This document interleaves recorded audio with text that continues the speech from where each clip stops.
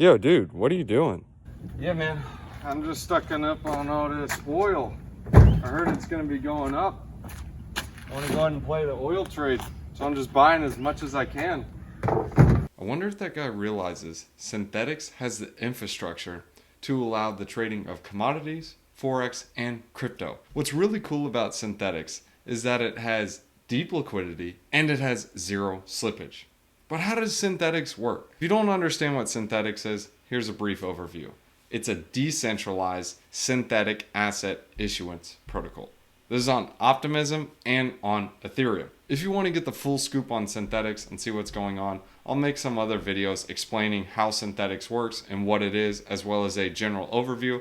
But in today's video, we're going to show you guys how to mint and burn SUSD, and we're also going to explain how you can hedge your debt position. When some people come to the Synthetix website, they're like, whoa, you can stake Synthetix and earn 92%? This 92% comes with a caveat.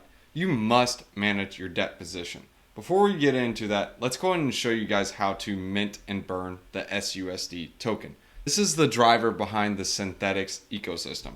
As you can see here, if you come over to the Synthetix platform under the staking and mint and burn, you can click to mint the amount of SUSD that you want. The only way that you can mint SUSD is by holding Synthetix. Currently, the collateral ratio is only 350%. This percentage does change from time to time, especially when the market is volatile. When you mint your SUSD, there is a 1 week cooldown period, which you can't unstake.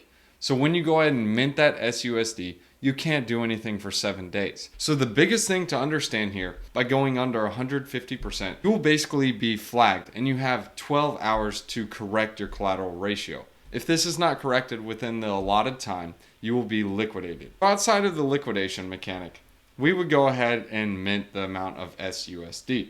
When we mint the max, it will automatically do 350%. So if we have 100 SNX at a 350% collateral ratio, we would automatically be able to mint about $77. The reason being is 100 SNX multiplied by 2.7, which is the price, and then you divide that by 3.5 because it's a 350% collateral ratio. Now that you minted your SUSD, you are now staking your SNX. When your position is staked, you now have a open and active debt.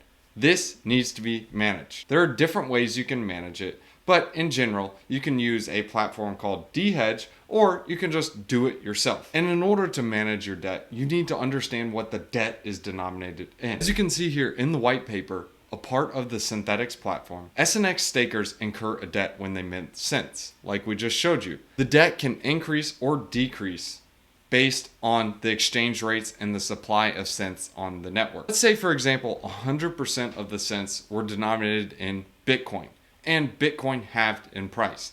That would mean that the outstanding debt for the system would actually be cut in half. This would be a good thing if you're holding SUSD. So another way to look at this is if all the debt in the system was Bitcoin and Bitcoin is at 40K and your active debt at that current time is $1,000, if Bitcoin goes to 20K, that means everyone's debt is cut in half. So if you're an SUSD holder, what this means is that your debt is now $500. So you basically got some extra SUSD. However, the opposite is true. So if Bitcoin went from 40K to 80K, your debt now doubles. So now your debt is, well, 2K. So in order for you to get your SNX back or unstake your SNX, you must repay your debt. The SNX stakers are the counterparty to everything else that's happening on the exchange and the debt in the system. So let's go ahead and take a look at the debt for Synthetix. This is on mainnet. Of course, if you want to check out the Optimism debt, make sure you go on Optimism. So this is going to vary based on where you minted your SUSD. If you're minting on Optimism, the gas fees are going to be lower. On Ethereum, the gas fees are going to be higher. However, there is higher trading volume around the atomic swaps. We're not going to get into this in this video. If you scroll all the way down to the synth dominance, you can see a breakdown of all the synthetic assets. You can see 85% of the debt right now is SUSD. SETH takes about 12%, SBTC 1%, S-Link 1%, SDFi 0%, S.0, but you can also see the dollar amounts. But in theory, these are the ones that you want to focus on because these actually have a significant percentage. These, yes, they do have a portion of the debt pool, but they are not as large as the others. So here's how I'd hedge my position. I would take my SUSD that I just minted and put 85% in a stablecoin or another stablecoin. I would put 12% in regular Ethereum. I would put 1% in regular Bitcoin, 1% in Link, and the list goes on and on and on. No, you don't put it in the synthetic derivatives. You actually put it in the actual assets themselves. This is how you would hedge your debt. Or if you wanted to make it easier on yourself, under the staking tab, you would go to debt and then you click manage debt. This is where you can buy dSNX.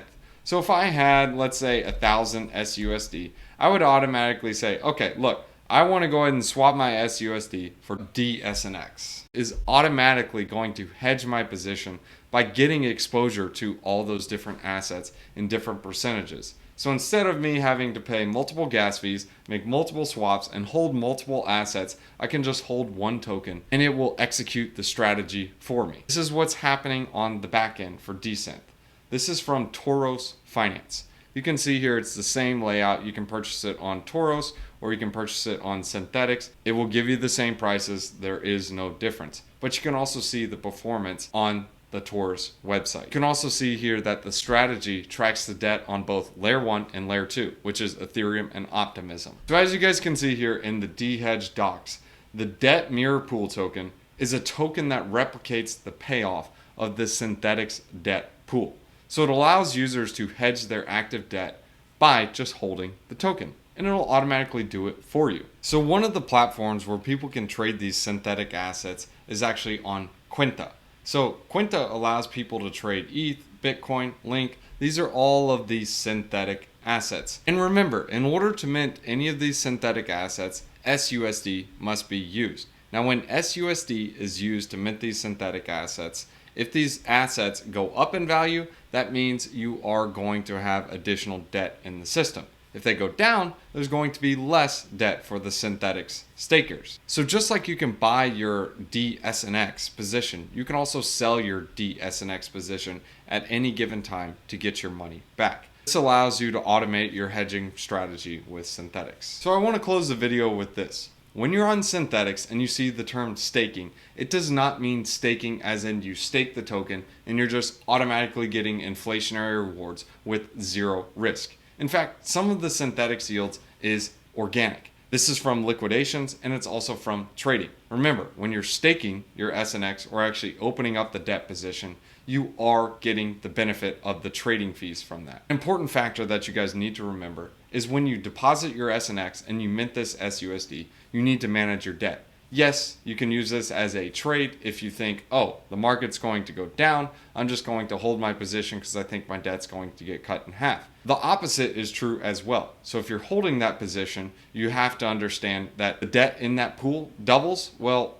your debt doubles, so you owe more to the system. Hopefully the staking rewards sustain for it. If you're lazy like me, you don't want to hold a bunch of different tokens. You don't want to make a bunch of different swaps. And you want to be able to hedge your debt in a one-click button. You can check out dSNX. So when you mint your SUSD to stake your Synthetix, it's important to understand that as people are trading synths using their SUSD, they can use Quinta, 1inch, etc. When you're staking your SNX, you are taking the counter position to the counterparty.